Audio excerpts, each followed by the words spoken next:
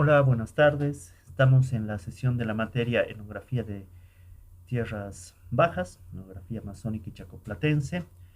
Y según lo acordado, vamos a ir avanzando con los contenidos de la unidad 1.2. En este sentido, la presentación que les tengo para esta sesión es la que apunta a repensar la relación entre tierras altas y tierras bajas. Recuerden que habíamos hablado ya desde el inicio de la materia que esta división entre tierras altas y tierras bajas es una división bastante arbitraria. Vamos a entender un poco en esta sesión de dónde más o menos se origina esta división, desde qué corrientes o tendencias antropológicas han promovido o han enfatizado esta división, y que decíamos por un lado que era necesario repensar esto de las tierras altas, tierras bajas, pensando más bien en ámbitos de encuentro, de continuidad, de intercambio, de una serie de relaciones que se hayan podido dar entre Andes, Amazonía y Chaco, ¿no? Y que hay evidencias arqueológicas, históricas, etnográficas, que nos permiten precisamente repensar esta relación. Por otro lado, también recuerden que habíamos apuntado este riesgo también de entender las tierras bajas como una unidad absoluta y homogénea, y precisamente la idea era ver más bien, y que es lo que vamos a ir desarrollando a lo largo de la materia, la heterogeneidad que implica hablar tanto de Amazonía como de Chaco, tanto en términos de ecoregiones, de etnoregiones, de diferentes relaciones que se van dando en estos ámbitos, sin descartar además todos los cambios, procesos, relaciones nuevas, también nuevos vínculos que se puedan estar estableciendo al interior de las llamadas tierras bajas y su relación con tierras altas. Entendamos que esta división o el hecho de seguir hablando de tierras altas, tierras bajas, sirve más como digamos, un argumento o una forma de precisar cierto análisis, pero siempre la tengamos como conceptos bajo tachadura, es decir, que los podamos empezar a repensar y que no nos quedemos con ideas o nociones esencialistas y con camisas de fuerza. Entonces, hecho un poco esta aclaración, este recordatorio, la idea va a ser en esta sesión trabajar un poquito más esta eh, relación. Para esto un poco la vía que les propongo es repensar un poco esta relación entre tierras altas, tierras bajas, desde el concepto de paisaje, o más precisamente desde los llamados paisajes regionales. Precisamente este recorrido, al cual les invito a hacer, nos va a permitir entender mejor un poco de dónde vienen también estas nociones o esta división entre los Andes, la Amazonía o las tierras bajas, y entender también otros procesos que se han ido desarrollando, especialmente a partir de esta noción del paisaje o algunos conceptos muy asociados como espacio, entorno e incluso territorio, que como vamos a ver, todos ellos tienen una fuerte carga conceptual, incluso ideológica, o un sustento o un sustrato que precisamente nos va a llevar a entenderlos no como sinónimos, sino más bien como conceptos que han funcionado dentro de cierto momento, dentro de ciertas eh, tendencias. Entonces, esta es la vía, un poquito revisar algo sobre los supuestos ontológicos en debate en torno a la noción, al concepto de paisaje, que en un sentido un poco más concreto hablaremos de paisajes eh, regionales, pero para llegar justamente a repensar estas nociones entre tierras altas y tierras bajas. Entonces, en esto no quiero detener mucho, voy a hacer una lección muy rápida.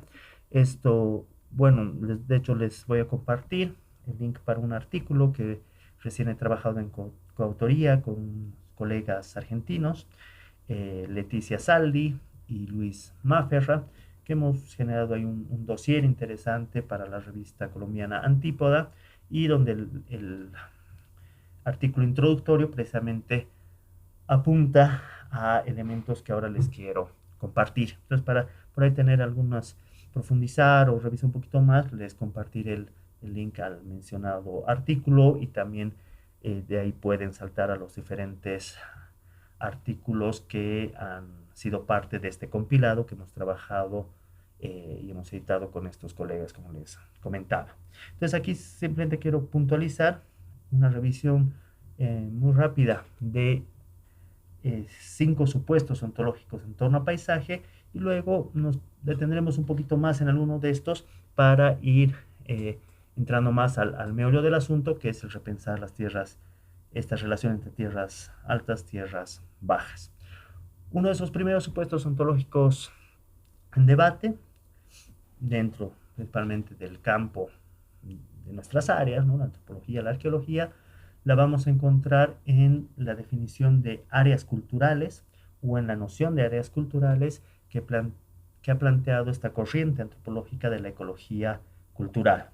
Recuerden que la ecología cultural es una corriente antropológica que viene de la Escuela Norteamericana de Antropología, de esta corriente culturalista, que en algún momento también se bifurcó entre el particularismo histórico, muy vinculado a la tradición de Franz Boas, y otra corriente que tenía que ver más con el neoevolucionismo y con el materialismo cultural.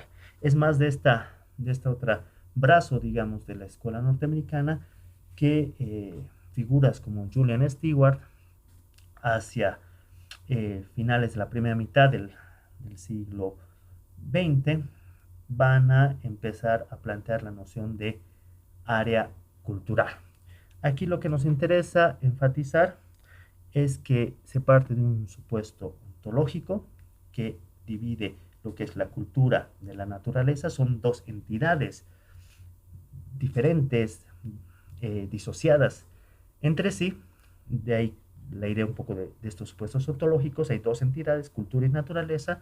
Y desde la ecología cultural, lo que nos dirá es que más bien este ámbito de la naturaleza va a determinar las condiciones de la cultura, la organización social, tecnología, las formas de asentamiento, todo eso van a estar determinadas por las condiciones de esa naturaleza. En ese sentido, entonces, el paisaje o el paisaje regional va a estar más relacionada con esa idea de áreas culturales, es decir, un espacio, si quieren, que está determinado por las condiciones naturales frente a las cuales se movilizan una serie de procesos de adaptación a los cuales les llamaremos cultura, ¿no?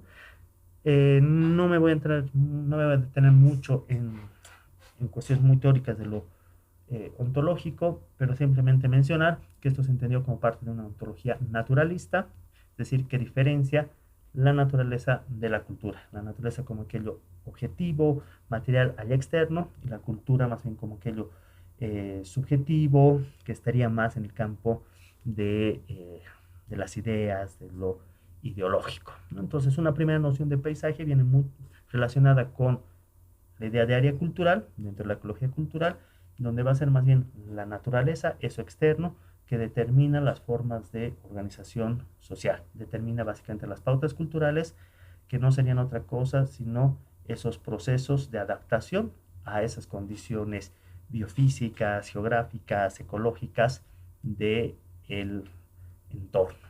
Entonces, luego vamos a ver cómo esta corriente va a ser fundamental para entender esta relación entre tierras bajas y tierras altas. Por el momento nos quedamos simplemente con esta idea del supuesto ontológico, cultura, naturaleza, es la naturaleza la que define la cultura, y ahí entendemos como área cultural más bien ese paisaje regional, es decir, va a estar definido, determinado por ciertas condiciones naturales, ecológicas, que van a determinar cierto tipo de organización social, económica, formas de políticas, etc.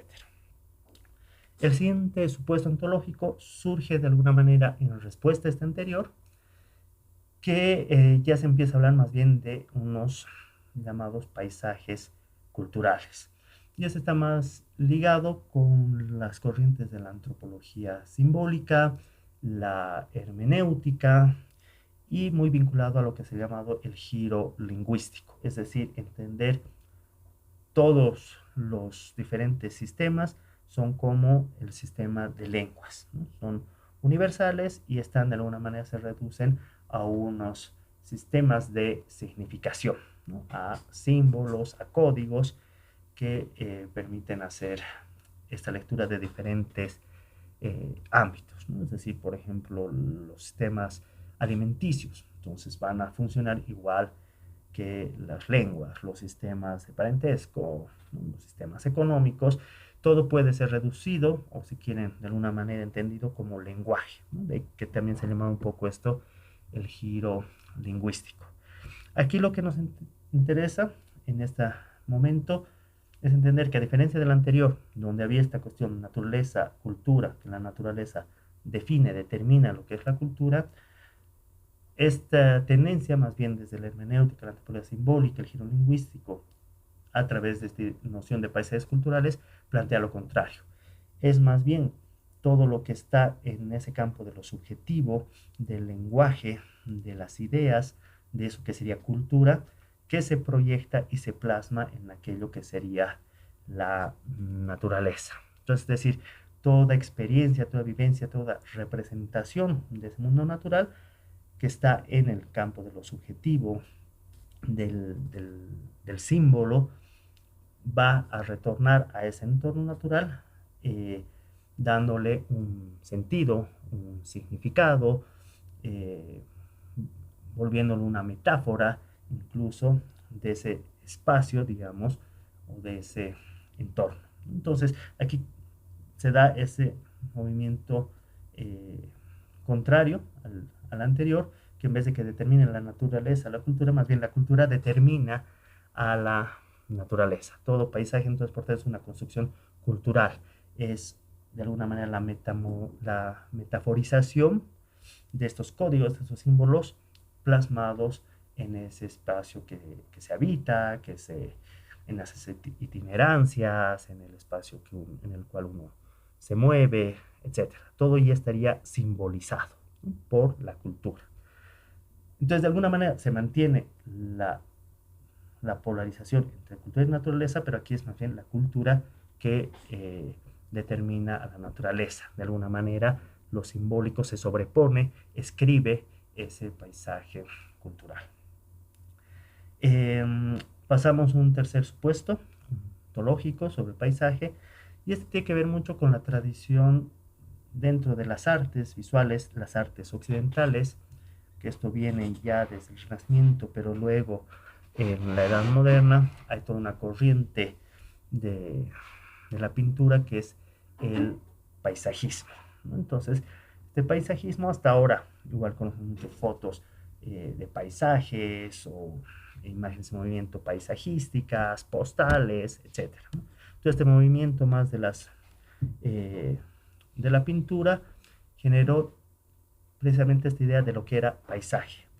Eso externo que estaba allí sujeto a la contemplación, es decir, era un objeto de contemplación, pero ¿de contemplación de quién? De colectividades humanas, y es más, de sujetos racionales modernos, que contemplaban aquello externo, que era la naturaleza, y eso era un poco la idea del paisaje. Aquí lo que nos interesa ver es que en realidad el paisaje entonces se va a configurar como un objeto de contemplación, pero reducido exclusivamente al ámbito de lo visual. E incluso por esta tendencia de las artes, podríamos decir, la naturaleza como una experiencia estética, ¿no? Entonces, el humano separado de la naturaleza, además no cualquier humano, sino el sujeto racional moderno, contempla, tiene una experiencia estética, una experiencia de lo bello, si quieren, ante esa contemplación de aquello externo, objetivo, natural, algo dado, que está allí para ser contemplado por nosotros, para deleitarnos. Pero se reduce siempre a ese campo de lo visual, ¿no? Por eso la importancia de esta tradición de la pintura, la fotografía, etc.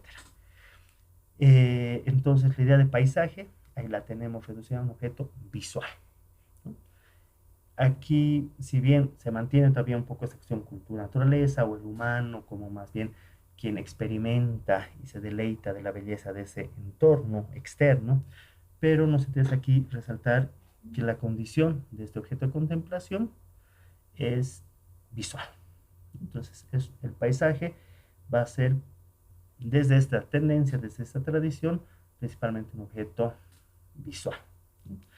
Esto obviamente no entra mucho en los debates en torno a esto, pero ya uno de las corrientes que ha debatido bastante esto era el de los estudios sobre los sonoros, sobre la música, que empieza a plantear los paisajes sonoros, ¿no? Una otra dimensión que no se reduce al campo de lo visual, a lo ocular centrista, sino que nos abre a otras dimensiones, más bien por nuestra experiencia de escucha, la sonoridad, los sonidos, eh, etcétera, ¿no? Y ahí han habido también corrientes que han hablado ya de otro tipo de paisajes, pero uno de los más interesantes, que de alguna manera también sobre los cuales más he venido trabajando, es el del paisaje sonoro, discutiendo ya esa condición, si quieren, ese supuesto ontológico del paisaje como un objeto estrictamente visual. Tercer supuesto, entonces, ¿no? En torno al paisaje. Cuarto supuesto, la idea de territorio. Aquí, producto especialmente de las movilizaciones, reivindicaciones políticas de finales del siglo XX, estas reivindicaciones por el territorio, por la vida, por la dignidad, como las tenemos bastante bien registradas, las marchas de los años 90, donde fueron principalmente poblaciones indígenas de las llamadas tierras bajas las que visibilizaron o abrieron la oportunidad de hablar de estos espacios de vida en términos de territorio. Es posible que hasta ese momento la tendencia era mucho más hablar de tierra, muy vinculado a procesos de campesinización, al campesinado, a lo rural, donde la tierra era básicamente un medio de producción, ¿no? El medio de producción por excelencia para este tipo de sociedades o de colectividades encasilladas bajo la idea de campesinos o el campesinado, ¿no? Entonces, frente a esa idea de tierra surge la propuesta de un territorio de poblaciones que no necesariamente basaban su economía en la agricultura o en formas muy relacionadas con la agricultura, sino en formas más esporádicas de una agricultura itinerante, a menor escala, articulada con cacería, pesca, recolección, otras formas, que también eso luego pasó a ser una condición un poco esencial de pueblos de tierras bajas, asumirlos ya de por hecho que no eran agricultores, y esto también ya ha sido debatido y algo de esto en algún momento también ya lo habíamos apuntado, ¿no? Con evidencias arqueológicas, históricas, e incluso etnográficas, que nos mostraban que era una visión un poco esencialista pensar a pueblos de tierras bajas exclusivamente como cazadores recolectores, ¿no? Entonces, pero aquí nos interesa ver cómo surge la noción de territorio como un nuevo espacio, pero este espacio tiene una connotación sociológica y jurídica, básicamente desde los estados nacionales, va a generarse un reconocimiento de un territorio en términos jurídicos. En el caso de Bolivia, se da a través de la certificación o de procesos de saneamiento que acompañan la titulación de tierras, en un momento llamadas TCOs, tierras comunitarias de origen, tierras comunitarias de origen TCO, y que desde hace algunos años se han venido a llamar TIOCs, territorios indígenas originarios campesinos. Funcionan un poco de la misma manera, pero ya hay también unas connotaciones producto de estos procesos políticos de los últimos años en Bolivia. Pero es decir, se redujo esta demanda de territorio, al menos desde el punto de vista de los estados nacionales, a un criterio jurídico. Generas una serie de procesos burocráticos, como pueblo indígena, tienes que demostrar ancestralidad, una serie de cosas. Se hacían los EINES en los años 90, los estudios de necesidades espaciales, a través de los cuales se demandaba una X cantidad de hectáreas para los diferentes pueblos indígenas. De ahí luego el Estado, justamente ahí entra mucho la ley INRA, ¿no? El Instituto Nacional de Reforma Agraria, evaluaba esto y daba, respondía a estas demandas. En algunos casos respondía de forma mínima, es decir, 10% de lo que se había demandado, en otros casos un poco más, en otros ese proceso fue mucho más tortuoso. Entonces, el territorio como un espacio jurídico vinculado a la titulación de unas tierras fiscales que el Estado titula, certifica en favor de un pueblo indígena que tiene que tener su organización, una serie de requisitos. Y por otro lado, como un espacio sociológico que sigue manteniendo esta división entre un espacio físico, muy tierra, muy pensado en términos de tierra, es decir, un espacio productivo, y un espacio, si quieren, social o de reproducción social, donde se reproducen los elementos culturales, ¿no? Entonces, todavía mantiene esa distinción como que este es el espacio de producción, pero también ahí se generan, se comparten formas, creencias, rituales, organización y parentesco, que estarían más en ese plano un poco de lo inmaterial, de lo abstracto, de lo subjetivo. Lo productivo, tierra, es muy objetivo, muy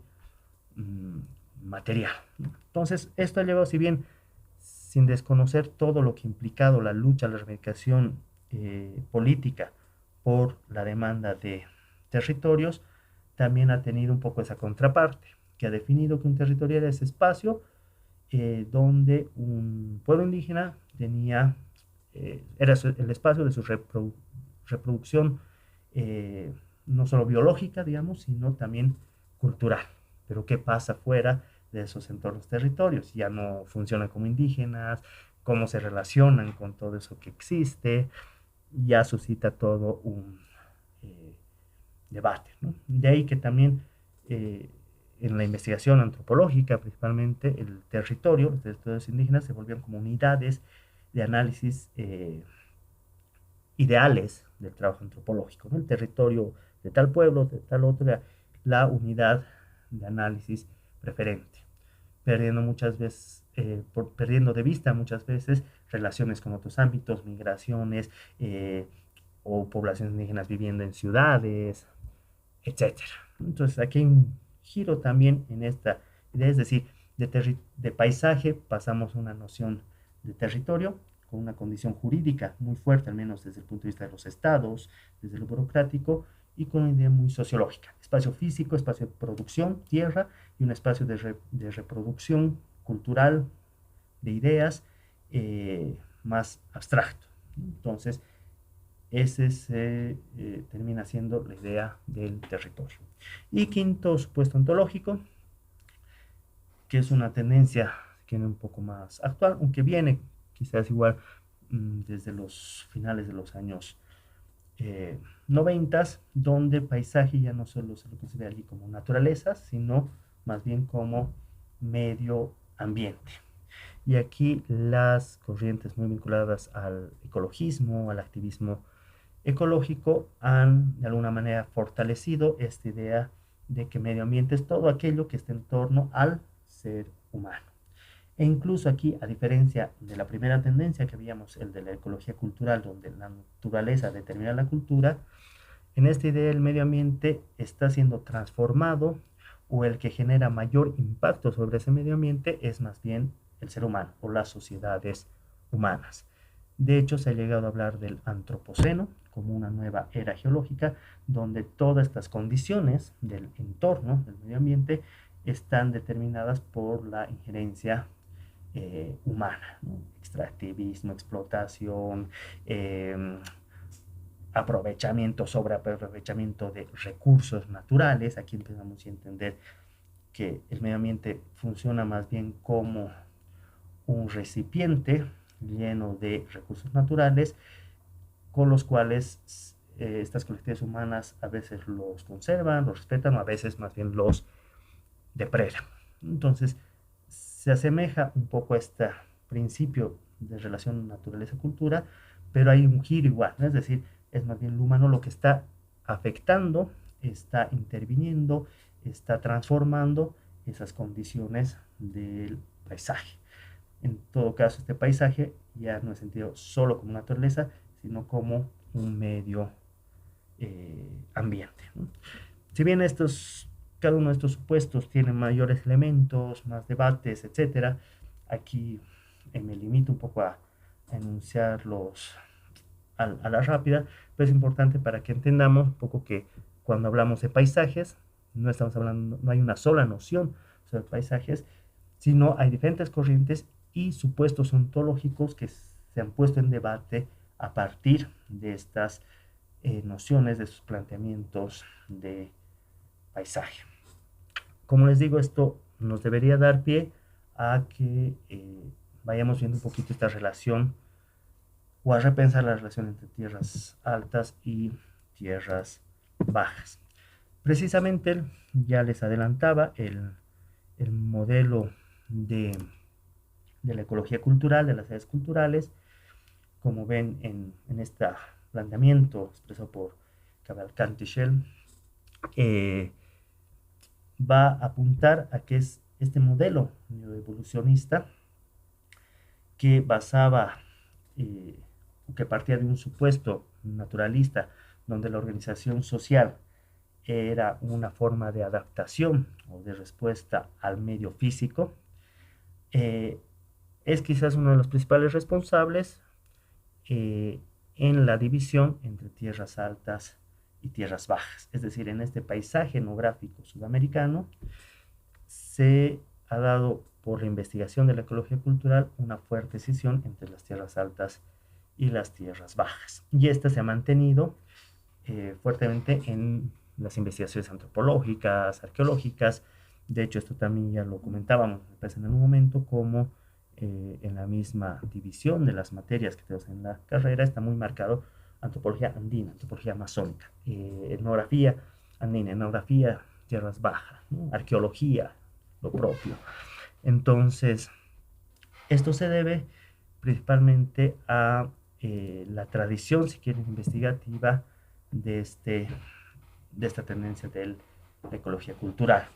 Hay el Handbook of South American Indians, un compilado donde participaron muchos autores, muchos etnógrafos, antropólogos, eh, compilado por Julian Stewart, uno de los principales protagonistas de esta corriente de la ecología cultural. Precisamente va a marcar una diferencia entre lo que son las sociedades andinas o las civilizaciones andinas y lo que serían los pueblos de la selva tropical. En este sentido, un poco el argumento era que las condiciones de ese entorno en los Andes habían generado un mayor desarrollo en términos de organización social, sociedades más complejas, con formación de Estado, con un tipo de economía más vinculado a la agricultura, etcétera, ¿no? Entonces había generado la emergencia de civilizaciones en los Andes. Las condiciones físicas, ese determinismo ecológico del cual habíamos hablado. En cambio, en las llamadas luego tierras bajas, es decir, en la selva tropical o bosque tropical, más bien se habría dado, debido a ese contexto, al tema de las tierras poco fértiles y otras condiciones si quieren, del entorno, de la naturaleza, había generado que estas sociedades sean principalmente eso, ¿no? De cazadores, recolectores, no habrían desarrollado formaciones de Estado, formaciones políticas complejas, su organización social estaba reducida a pequeñas aldeas o tribus, clanes, linajes, ¿no? Entonces otra serie de características que habrían sido eso, ¿no? Atribuidas a estos pueblos que habitaban la selva tropical. De hecho, se pensaba mucho en términos de una selva tropical húmeda, que es más el caso de la Amazonía, y no tanto de una selva o de un bosque seco, que es el caso más del Chaco o incluso de la Chiquitanía. Pero todas estas regiones fueron encasilladas un poco bajo esa noción de selva tropical o de pueblos de la selva tropical, marcadamente diferenciados de las civilizaciones andinas.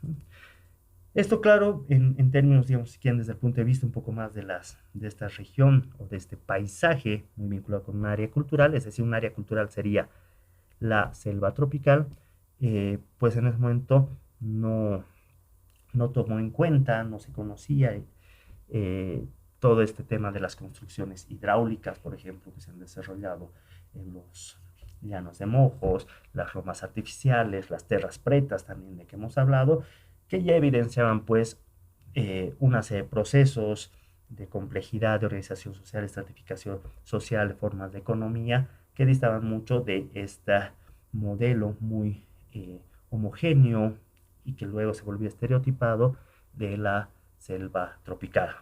Sean las investigaciones eh, de, por ejemplo, Clark Erickson, de Nevan, quien precisamente en la Amazonía, actualmente Amazonía boliviana, empiezan a revelar que había habido otras, eso, ¿no? Que habían otras evidencias arqueológicas que estaban discutiendo bastante con este modelo de la ecología cultural, entre los cuales Betty Measures o Measures había sido una de las que más generó también insumos desde la arqueología dentro de esta corriente. También estaba Donald Lathrop, aunque él fue más cuidadoso y planteó más bien relaciones de intercambio. Ahorita no vamos a entrar mucho en esto, quizás los compañeros, las compañeras de arqueología ya han visto más al respecto, pero importante aquí evidenciar que una serie de investigaciones arqueológicas, históricas, estaban generando pues elementos suficientes para discutir estas nociones impulsadas por la ecología cultural, que diferenciaba la selva tropical como una sociedad más sociedades simples, sin mucha organización social, por esas condiciones del entorno, de la naturaleza, frente a civilizaciones andinas más complejas, con mayor organización, otro tipo de economías. Entonces, por eso atribuimos que es esta corriente y toda esta tradición y estas investigaciones que surgieron a partir de esa corriente que fue bastante difundida, especialmente en Latinoamérica, que queda todavía muy marcada esta división entre tierras altas y tierras bajas, ¿no? Y que nos lleva a asumir como paisajes estas áreas culturales homogéneos, diferentes, irreconciliables, o al menos muy distanciados, diferenciados entre sí, ¿no? Entonces, de ahí viene, decíamos, entonces, de este supuesto ontológico, pero de esta corriente, viene o heredamos esta división bastante arbitraria entre tierras altas y tierras bajas, es decir, las civilizaciones andinas, tierras altas, y los pueblos de la selva tropical, las tierras bajas. Eh, Solo para dar algunos elementitos adicionales, decíamos que el segundo supuesto ontológico sobre paisajes, el de los paisajes culturales, había generado como una inversión, ¿no? Es decir, más bien era la cultura la que determinaba la naturaleza o se escribía sobre ese espacio natural, más bien determinando, definiendo la idea de un paisaje cultural. Es decir, no había como tal paisajes, sino había paisajes culturales, la forma en la cual las sociedades iban escribiendo sobre el espacio, si quieren, ¿no? Sobre ese espacio natural. De ahí que se empezó a hablar de espacios simbólicamente construidos. Y ahí hay unas investigaciones, solo quiero ahí precisar un poquito estas ideas. Por ejemplo, esta investigación de Rappaport, en este caso es Joan eh, Rappaport, no Roy Rappaport, también está muy relacionado con la ecología cultural. En estos trabajos de la década de los 80 con los NASA, que están entre Colombia y Panamá, en este caso era más bien la historia del desplazamiento desde la parte oriental, si quieren, tierras bajas, hacia occidente, de estas poblaciones NASA del sudeste colombiano. Ahí John Rappaport planteaba que esta historia de desplazamiento ha sido inscrita en una geografía sagrada, que es la que les permite recordar, repensar y actualizar las fronteras políticas del paisaje. Es decir, pues, es presente la migración, el desplazamiento que han generado, lo que ha ido escribiendo o ha ido generando esta geografía sagrada de ese paisaje cultural, ¿no? Entonces, en ese paisaje están las huellas, las evidencias de esa migración y la forma en la cual se relaciona NASA ahora con ese espacio, no es algo ajeno, sino es parte de su historia, de sus recuerdos, de sus fronteras que se han ido también desplazando. Otro ejemplo en esta tendencia, esta es la tendencia más bien de los paisajes culturales, contraria a la tendencia de las áreas culturales de la ecología cultural, ¿no? Esta viene más, decíamos, de la antropología simbólica, del giro lingüístico, de la hermenéutica. Otro ejemplo más desarrollado desde la arqueología, de la investigación de Sillar, sobre las peregrinaciones incaicas a la región de Cacha, Racchi, o entre Cachi y Racchi, a través de una de las rutas del Capatñán, ¿no? De estos llamados caminos incaicos, ¿no? Que en este caso estas peregrinaciones habían ido tejiendo ese paisaje sacralizado. Antes hablamos de geografías sagradas, ahora hablamos de un paisaje sacralizado a través de unos movimientos de los peregrinos, que eran peregrinos un poco como danzantes, que estaban siguiendo, reproduciendo una ruta que había seguido en la mitología inca un Viracocha. Lo interesante es que aquí hace un nexo etnográfico esta investigación con la actual danza de los canchis en el Cusco, que sería un poco la representación, la simbolización de esas antiguas peregrinaciones incaicas hacia estas regiones en las cuales lo que se estaba haciendo era de alguna manera reproducir el recorrido hecho por Viracocha a través de estas peregrinaciones, lo cual hacían que estos espacios sean sacralizados, ¿no? O es decir, vayan adquiriendo un sentido. Eh, entonces, de esa manera, tenemos estos espacios simbólicos construidos o paisajes culturales. Y otro ejemplo más son las itinerantes migraciones de los Yanesha, de la Amazonía peruana, que hacían también migraciones itinerantes entre la Amazonía hacia las estribaciones de los Andes, donde se habrían dado unas relaciones interétnicas, a veces armónicas, a veces tensas, con conflictos, con guerras entre sí, que según este investigador Santos Granero, habrían sido escritas topográficamente en la ceja de selva peruana, o Piedemonte también, como se conoce estas regiones en las estribaciones de las serranías de la cordillera eh, de los Andes, ¿no? Entonces aquí la idea es que precisamente el paisaje más bien ha sido cargado de un sentido que ha permitido ir transmitiendo la historia de las itinerancias de estas poblaciones llaneshas, ¿no? Entonces el espacio es algo vivido pero significado, ¿no? Cargado de un sentido que está transmitiendo además la historia eh, de ese pueblo, ¿no?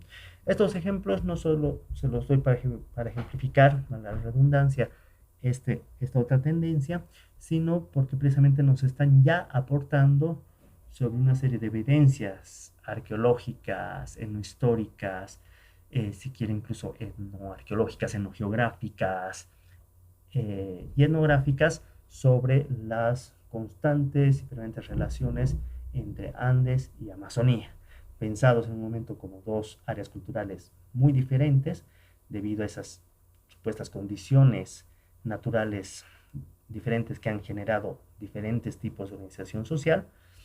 Y en estos ejemplos ya nos están mostrando también cómo más bien ese paisaje cultural pues ha sido o es más bien una construcción, si quieren, simbólica de estas itinerancias, de estas migraciones, de estas relaciones entre Amazonía y Andes.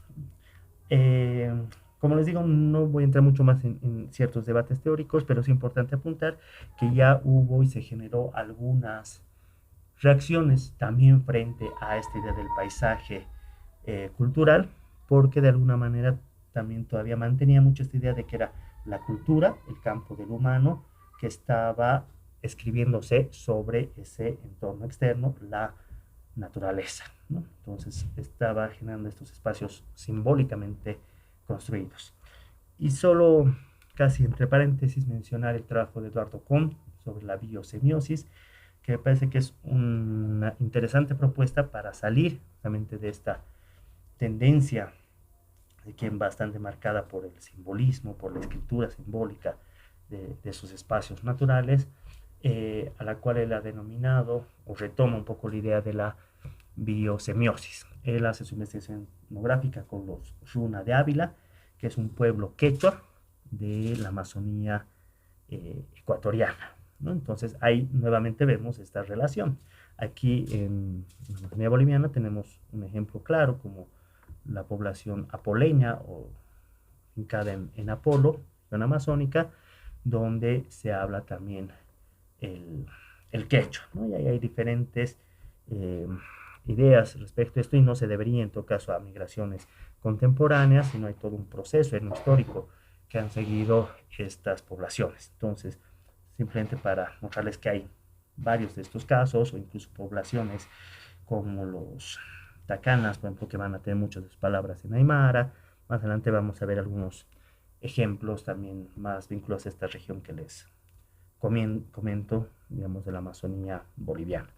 Pero en este caso, la investigación la hace con estos población quechua, de habla quechua de la Amazonía ecuatoriana, los Runa de Ávila. Y un poco la idea de Eduardo Cohn es cuestionar esta noción de la antropomorfización del paisaje.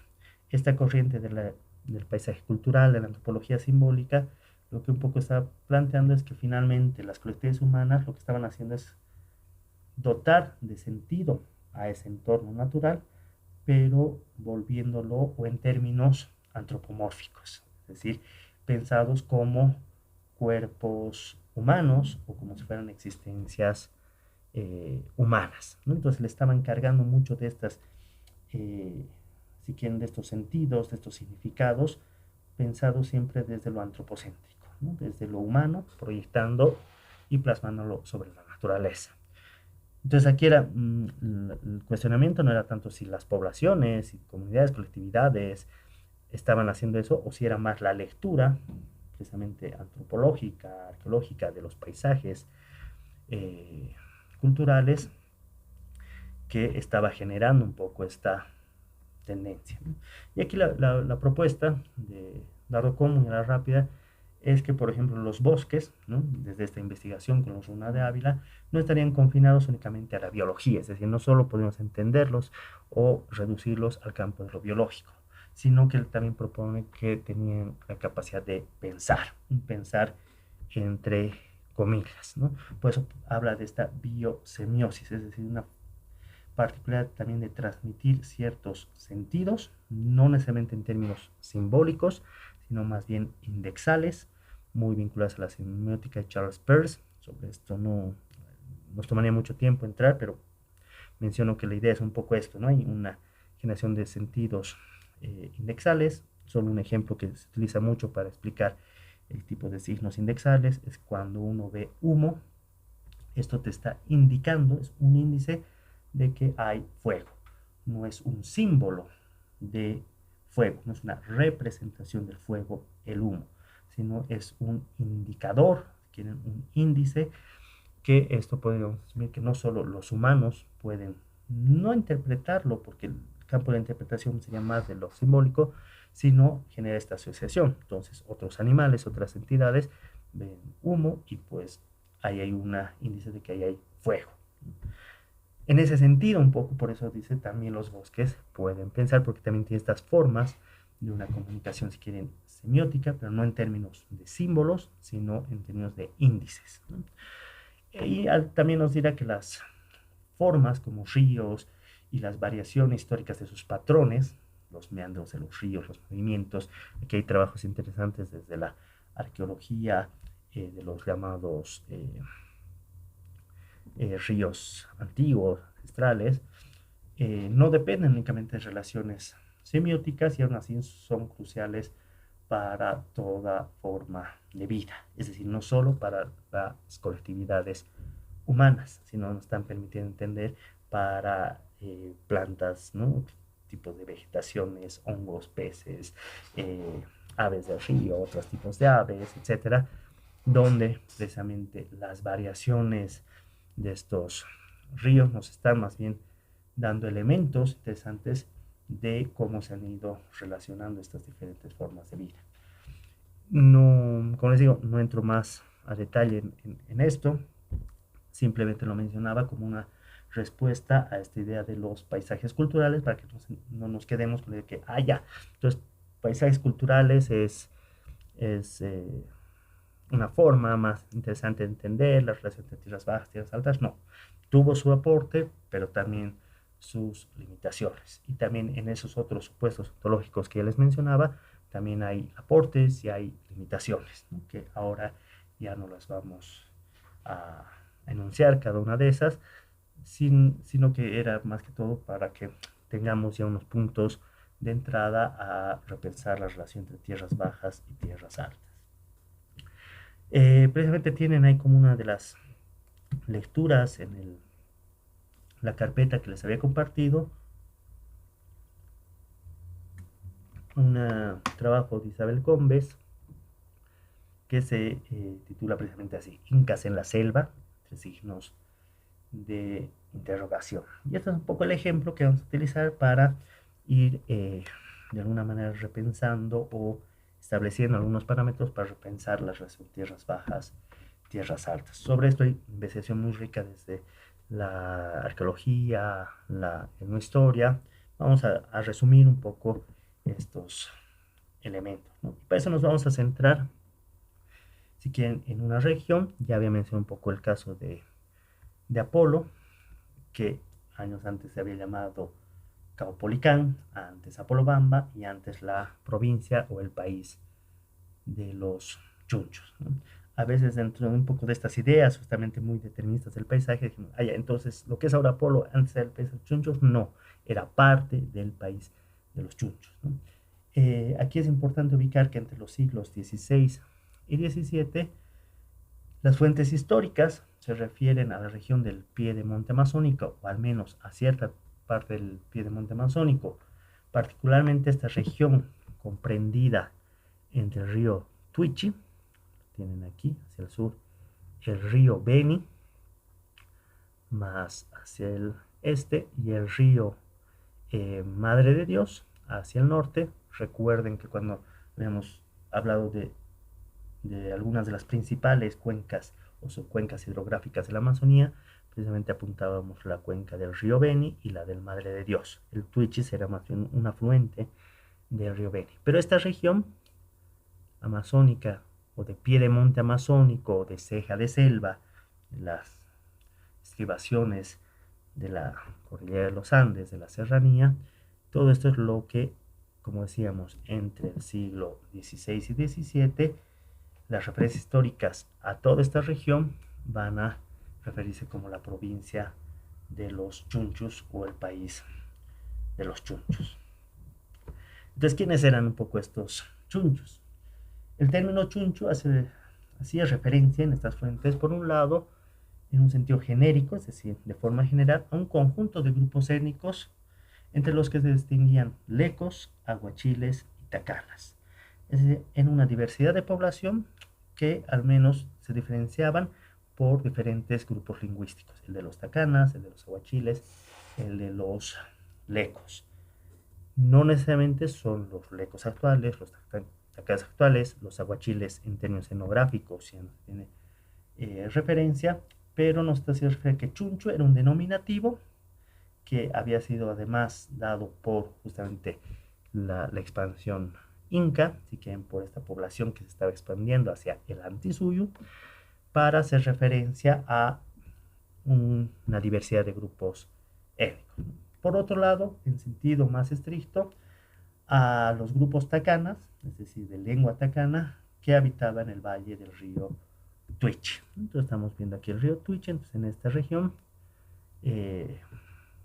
estarían estas parcialidades de habla tacana como los uchupiamonas, los separamonas y los araonas, ¿no? Entonces, ahí tenemos, digamos, como que fuentes históricas que en cierta medida hacen referencia a una diversidad de grupos étnicos que estaban desplazados aquí con diferentes troncos lingüísticos, en otro caso a poblaciones, todas ellas de lengua tacana, que recibían esta etiqueta, si quieren, o este etnónimo de chuncho.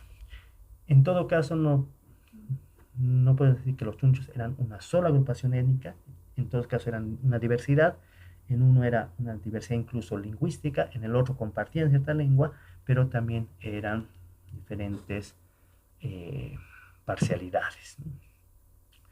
El historiador Francis Ferrier hace una aclaración interesante, ¿no? Para limitar esta categoría de chunches únicamente a los grupos tacanas, le parece un criterio equivocado y reductor. No es un criterio lingüístico el que define al chunchu, sino un conjunto de rasgos compartidos a medio camino entre los mundos de arriba y abajo. Entonces, más bien, chunchu, más que ser una agrupación, una serie de grupos ya establecidos en las llamadas tierras bajas, nos debería hacer pensar en colectividades que estaban precisamente en ese intersticio entre las llamadas tierras altas y las tierras bajas. Eran poco de ambos mundos. Eran o es un buen ejemplo en lo histórico eh, que evidencia que no había esta separación tan tajante entre tierras altas y tierras bajas, sino precisamente los chunchos nos están mostrando esos espacios, esos intersticios, esas fronteras, esas continuidades, ¿no? Aquí hay que ubicar un poco las etapas o tres etapas cronológicas de las expediciones incas a la selva amazónica, a lo que dentro del Tahuantinsuyo es llamado el Antisuyo.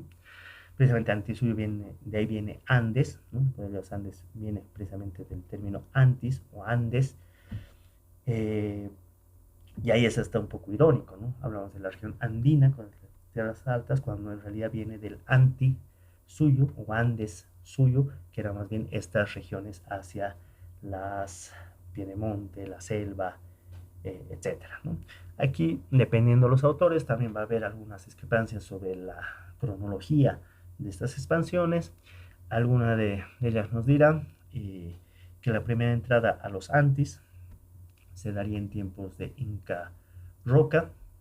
Hay entre signos de interrogación, que sería un poco en la segunda mitad del siglo XIV, pero que se habría limitado a las cabeceras del río Madre de Dios. Es decir, estamos pensando que el río Madre de Dios viene desde lo que es actualmente el Perú, entonces que se habría quedado un poco en estas regiones, ¿no? En tiempos de Inca Roca. La segunda expedición, en tiempos de Pachacútec y Tupayupanqui, aproximadamente ya hacia mitades del siglo XV, que incluso habrían llegado a Carabaya y hasta Apolobamba. Es decir, ya tendríamos pues su ingreso precisamente a esta que hemos denominado que es la provincia de los Chunchos, ¿no? Entonces para muchos autores es más bien justamente Tupac Yupanqui el que realmente logra la llegada o conquista del Antisuyo. Y una tercera entrada en tiempos del último Inca, de Huayna Cápac, aproximadamente ya hacia finales del siglo XV, principios del siglo XVI, llegando incluso a zonas actuales de los departamentos de Cochabamba, Santa Cruz, ¿no? Es decir, ya recorrido pues mucho más oriental, ¿no? Ahí tenemos precisamente Samaipata, Incahuasi, como evidencias arqueológicas de esta expansión. Ya hacia el norte, más o menos por aquí, por esta región, un poquito más hacia Ribera Alta, tenemos las piedras, que algunos indican como una fortaleza inca, Nixiamas, también aquí por norte de La Paz, tenemos también otra llamada fortaleza. Ustedes saben más, en la arqueología a veces se debate entre si era una fortaleza, un centro administrativo, o eran varias cosas. No es ahorita el punto de la discusión, pero sí entender un poco estas expansiones, ¿no? Entonces es importante ver estas expansiones para entender un poco cómo se ha ido dando esa relación con esta provincia de los Chunchos, ¿no? Como decíamos, es probablemente con el Inca Pachacuti que se genera una de las expansiones más importantes a esta llamada provincia de los Chunchos. Chunchos. Y aquí resalta en las fuentes también un personaje muy interesante que es Topayupanqui, que llegó a entrar hasta tierra de Chunchos y Mojos en territorio ahora boliviano, a través de trabajo de un antropólogo y arqueólogo Tomás Moore, que nos dice, esta expansión llegó a este territorio de chunchos incluso más allá, hasta Mojos, es decir, hasta la actual Beni. Lo interesante de este Topa Inca Yupanqui es que dice que él iba acompañado de uno de sus generales o sus capitanes, que era el Otoronco Achachi Amaro Inca, que no es otro que este jaguar. Este es más bien un chunchu o un habitante del Antisuyo, y una de las formas en las cuales habría llegado precisamente la conquista, la expansión inca en época de, de Pachacuti Inca y su hijo Tupa Yupanqui, era a través de este Otoronco Achachi. Algunas fuentes dirán que ya era en Inca Roca que había este Otoronco Achachi. Otoronco es precisamente jaguar, o como se lo conoce, tigre, estamos hablando de este felino, e incluso el nombre un poco completo de este capitán es Otoronco Achanchi Apan Apocamac Inca. Eh, entonces, el cual es un tema muy interesante, sobre el cual últimamente vengo dando mucho en relación al tigre gente, pero que si ustedes revisan Poma es el único capitán que aparece de esta manera representada, es decir, como un jaguar. Precisamente se dirá de este capitán, probablemente de Topa Inca, que en algún momento llegó a ser eh, como un gobernador, por decirlo así, de la provincia de los Chunchus, pero después aparece como un cacique chunchu de los llamados charazanes, que lo podemos asumir como charazane, actualmente vinculado con la región Callahuaya, ¿no? Y estas investigaciones nos dirán entonces en un momento, puede ser el mismo Toronco Achachi, su hijo, quizás el Inca Yupanqui. Es más probable que haya sido uno de sus capitanes porque se le habría dado ese título de ser como un gobernador de la provincia de los Chunchos, pero luego en una de las encomiendas y en el inicio de la conquista española aparece como un cacique de los Charazani, como un cacique chuncho. Entonces tiene una, digamos que una doble definición, hay la investigación, entonces nos dará más luces, pero aquí lo interesante es ver esto, ¿no? Es decir, se asume que este Otoronco Achachi se habría casado con una mujer eh, chunchu y habrían tenido un hijo, y probablemente ese hijo entonces funcionaba o bien como inca o bien como chuncho. Pero ahí entonces ya vamos viendo esos matices que nos van un poquito borrando esas fronteras tan arbitrarias entre tierras altas y tierras eh, bajas, ¿no? Precisamente esto que les comentaba, llegó a tener hijo con una mujer. Entre otras cosas, también eso es importante, se le atribuye a este capitán o a este periodo de la expansión inca haber llevado la coca desde el pie de monte de la sierra hacia la serranía, es decir, la coca es una planta más bien de las tierras bajas, del pie de monte, y que habría sido recién ahí donde se lleva. No quiere decir que no la hayan conocido antes la coca, sino que fue trasplantada, que fue llevada. Antes se tenía un acceso a la coca en estas regiones, pero fue de ahí que la coca un poco se masificó, se intensificó su producción, su consumo a partir de este periodo, según un poco la investigación etnográfica, incluso arqueológica. Y esto que les planteaba de gobernador inca a cacique de los chunchos de Charizane, que por el etnónimo nos hace pensar mucho en Charazani, que son valles terandinos del norte de La Paz, pero que están muy vinculados hacia esta región de la provincia de los Chunchos.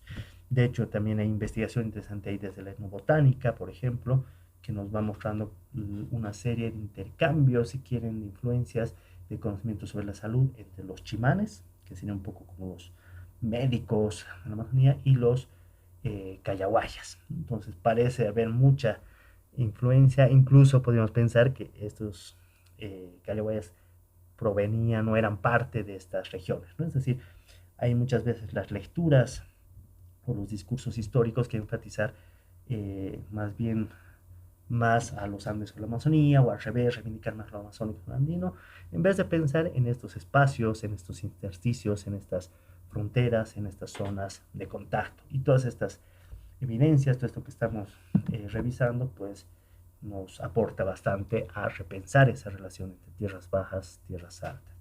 Ferrier, quien hace este mapa muy interesante sobre la provincia inca de los Chunchus, nos marcará todo este territorio.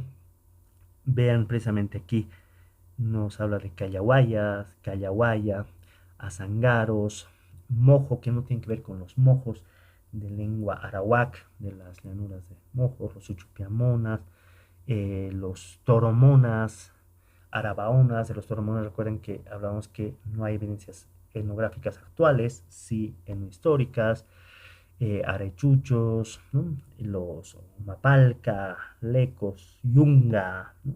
Los Rupacas, Pacajes, que si bien están más en esta región de transición, pues hacían parte o estaban muy vinculadas a esta zona, ¿no? Entonces, este mapa también es muy interesante. Precisamente aquí las flechitas nos va mostrando sobre la expansión inca, ¿no? Diferentes rutas que habrían tomado la expansión inca hacia esta conquista, digamos, del Antisuyo. Entonces, el Antisuyo no era para nada una región inhóspita desconocida por los incas, sino era parte del Tahuantinsuyo, aunque tuvo también sus propias dinámicas, sus relaciones, sus estrategias, etcétera, ¿no? Y precisamente aquí, ya un poquito para ir cerrando esta sesión, apunto algunas de esas estrategias de expansión inca que nos podrían también llevar a entender mejor estas relaciones. Aquí una clase importante. No quiere decir que es recién con los incas que se empiezan a dar relaciones entre las llamadas tierras altas, tierras bajas. No. De hecho, hay trabajos, uno de esos pueblos de Denis Arnold sobre Tiahuanaco, que nos plantearía que Tiahuanaco tiene que ver mucho más con lo amazónico que incluso con influencias de otras regiones andinas. Chavín de Huantar, en lo que es actualmente Perú, también nos estará evidenciando mucho más esta relación entre estos mundos de arriba y de abajo. Entonces, valga la aclaración, no es para nada que es recién en lo inca que empezamos a evidenciar estas relaciones, no, sino es que tenemos mayor acceso a fuentes etnohistóricas para argumentar mejor esta relación, lo cual no quiere decir que haya otras evidencias arqueológicas, otros análisis que se han ido desarrollando para repensarlo antes de los incas, ¿no? Hay análisis iconográficos, el uso de plantas espirituales, maestras, enteógenos, como quieran llamarles, que ya nos están también evidenciando esto. Entonces, la aclaración es esa, no es que se da recién en la expansión inca, pero sí estamos apuntando esto como un ejemplo donde hay bastante evidencia etnohistórica que nos permite tener mayores argumentos, ¿no? Entonces es más el ejemplo que estamos utilizando más que decir aquí empieza esa relación. De hecho, todas las otras investigaciones, argumentos nos dicen que ya había estas relaciones y están registradas pues en diferentes tipos de, digamos, si quieren, de culturas arqueológicas, como decimos Chavín de Huantar o el caso de Tiahuanaco. Entonces, dentro de las principales estrategias de expansión inca, tenemos, por ejemplo, los mitimaes o mitmacunas. Muy rápido, ¿no? Eran poblaciones que eran trasplantadas en una estrategia demográfica por el Estado inca que repoblaba o que relocalizaba colectividades de diferentes territorios donde se había expandido el inca hacia otras regiones, ¿no? ¿Cuál era la intención? En algunos casos tenía que ver con que algunas de esas colectividades tenían cierto tipo de especialización en ciertas labores, por ejemplo, la minería, la artesanal, la agrícola. Entonces los llevaban de un lado al otro para justamente impulsar estas o promover estas especialidades en esas regiones, ¿no? También podía ser simplemente como una forma de estrategia también de poblar ciertas fronteras mientras se iban expandiendo. Y ahí sería el caso, de por ejemplo, veíamos estas poblaciones lupacas, pacajes, que podrían haber sido llevadas para trabajar en el oro, en regiones vinculadas a donde actualmente tenemos población leco, por ejemplo.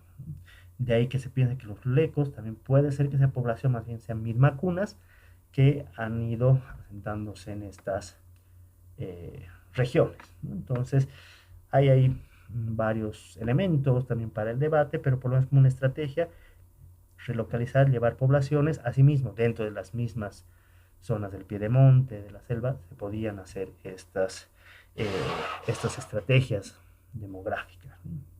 Otra de esas estrategias eran las redes de intercambio, el tributo, el trueque, los regalos.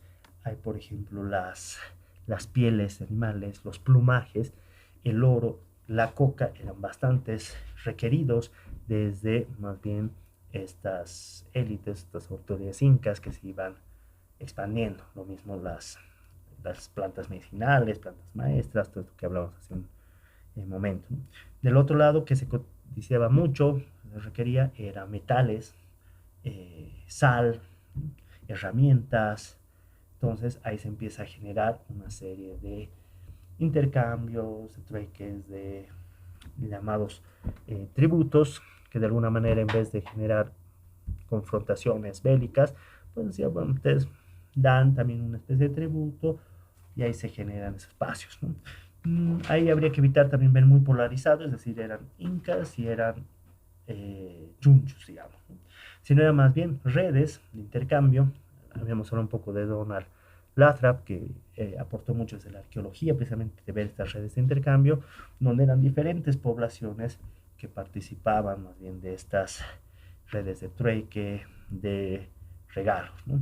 Probablemente algunas de esas poblaciones, entonces más bien eran quienes hacían un poco la mediación, el comercio, si quieren, entre diferentes poblaciones, ¿no?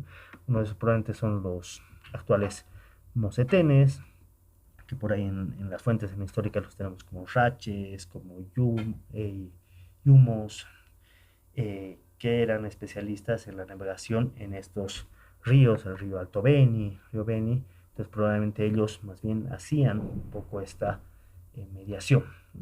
Y eso precisamente está relacionado un poco con esto de los mediadores indígenas. También se menciona, por ejemplo, que población tacana, algunas de las teorías dice que tacana más bien viene justamente de ese denominativo tacana de las terrazas agrícolas por la forma un poco o por donde estaban asentadas estas poblaciones que, como decíamos, tienen muchas palabras aymaras en su lengua. Podrían haber sido mediadores, es decir, intermediarios, a veces en esta expansión inca, ya sea para estos comercios o más bien para poder acceder a otras regiones que eran mucho más, si quieren, hostiles desde el punto de vista de los incas, ¿no?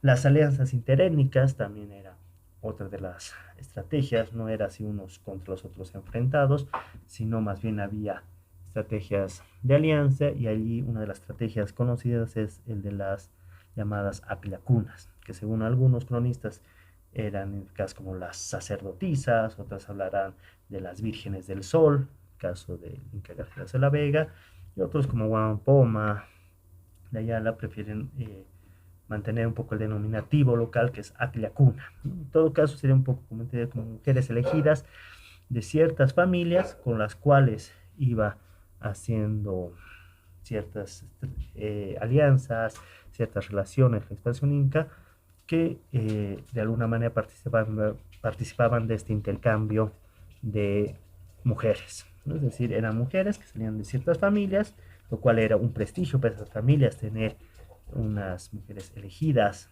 dentro, digamos, de la élite inca, y ellos utilizaban esas mujeres para generar relaciones con otros pueblos, con otras poblaciones, ¿no? Dando el inca a sus hermanas, las Atlacuna, como un símbolo también de afianzar relaciones, de buscar básicamente cuñados, ¿no? Casas a tu hermana del inca con un líder, una autoridad chunchu de otra región, entonces se genera ya una relación de parentesco, ¿no? Entonces ahí habría que empezar a pensar en matrimonios interétnicos, también como esta estrategia de expansión. Y también poblaciones lecos, aguachiles, etcétera, también tenían mujeres que eran parte de estas agriacunas que seguramente servían para este intercambio, ¿no? La acción bélica también, pues, la otra, no, otra de las estrategias, no era la única, era otra, las guerras, las alianzas militares. Quizás de esto un poco más en la historia ha pasado mucha esta idea, ¿no? Los chunchus como esos guerreros salvajes y los enfrentamientos entre incas y chunchus. Ahí habría que matizar mucho más esta visión. Y la lingüística, hay estudios igual no lingüísticos, no históricos, que nos hablan de la presencia de una lengua aymara chunchu, que sería como una especie de lengua franca, o al menos una lengua que permitía a toda esta diversidad de colectividades, algunas ubicadas más en zonas altas, otras intermedias, piedemonte, serranía, selva, llanos, tener un lenguaje más o menos en común, ¿no? Entonces, habría que pensarlo, un poco nos sugiere Ferrier, como el portuñol, ¿no? Un lenguaje ahí medio fronterizo, que ya no es ni uno ni el otro, sino precisamente es una nueva forma lingüística.